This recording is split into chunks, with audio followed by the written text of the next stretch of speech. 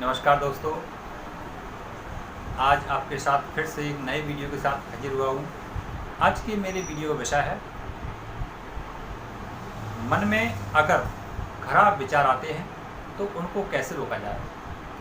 यह मेरी समस्या नहीं है, इस संसार में रह रहे प्रत्येक जीव की समस्या है।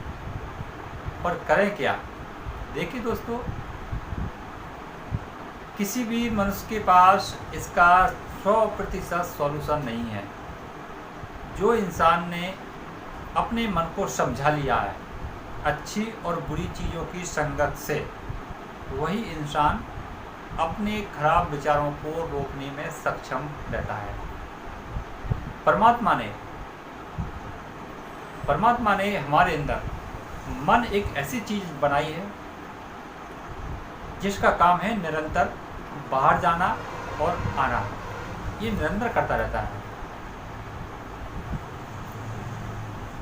यही हमें सब कुछ हासिल करवाता है।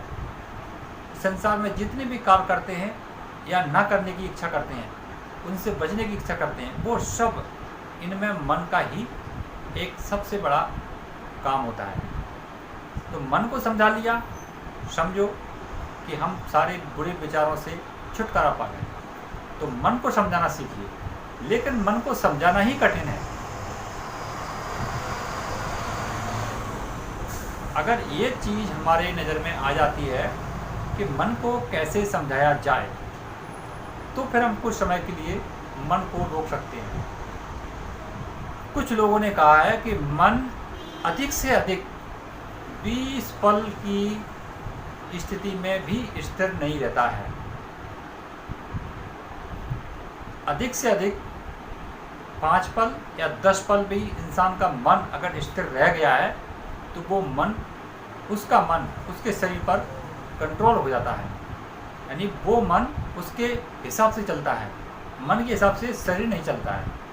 तो यही फर्क होता है कि कंट्रोल है मेरा मन, तो हमारा शरीर मन के हिसाब से नहीं चलेगा।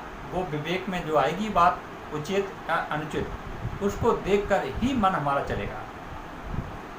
तो यह चीज़ को हमको ध्यान देना है।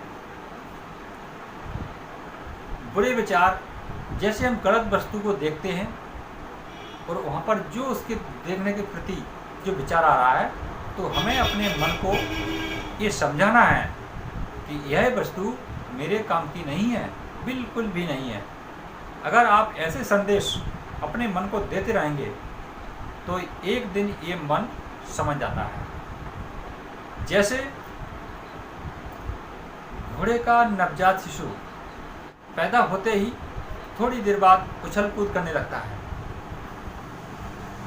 तो उस घोड़ी का मालिक उस बछड़े को वापस लाता है और घोड़ी के पास छोड़ देता है। लेकिन वो फिर से उछल कूद करके दूर चला जाता है।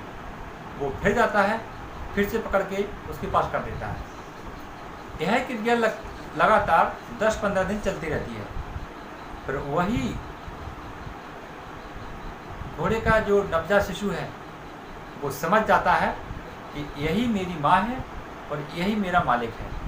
फिर वो उछल कूद करना बंद कर देता है और तब घोड़े का मालिक शांति पाता है। ठीक इसी प्रकार से हमारा मन भी है। हमारा मन पल पल, छिन छिन उछल कूद करता है।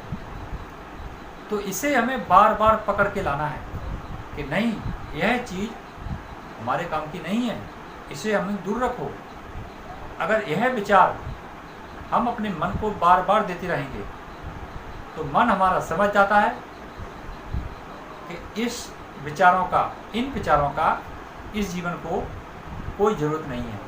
तो फिर वो ऐसे फालतू के विचार हमारे अंदर पैदा ही नहीं करेगा, और देखेगा भी तो उनकी तरफ दौड़ेगा नहीं, उसके बारे में अधिक सोचेगा नहीं।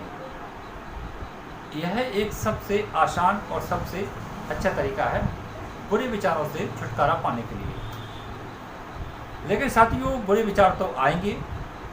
वो क्यों आएंगे? कर्म के आधार पर। अगर हम अपने जीवन में अच्छे कर्म कर रहे हैं, तो हमारे अंदर अच्छे विचार आएंगे।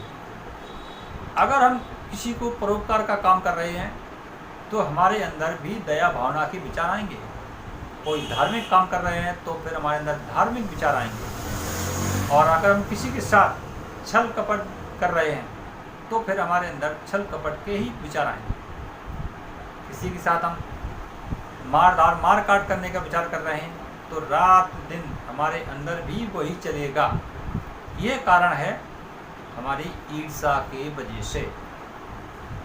ईर्ष्या गुण आकाश तत्व का है, और आकाश तत्व जब इंसान का खराब हो जाता है तब इंसान के अंदर वह बुद्धि को भ्रष्ट कर देता है, यानी बुद्धि उसकी काम करना बंद कर देती है। तब वो इंसान अच्छा और बुरा सोचने पर कोई फर्क नहीं समझता है कि क्या अच्छा है और क्या बुरा है। इसलिए हमें अपने कर्मों पर जरूर ध्यान देना चाहिए।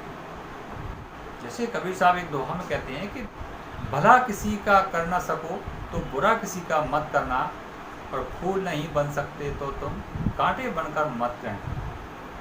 हमें इसी प्रकार से अपने मानव जीवन में प्रत्येक जीव को एक समता भावना की नज़र से देखना है, तो हमारे अंदर ये खराब विचार बिल्कुल भी नहीं आएंगे चले जाएंगे, पर हमें परेशान नहीं कर पाएंगे। तो साथियों, ये जो खराब विचार आते हैं वो हमारे कर्म के अनुसार ही आते हैं।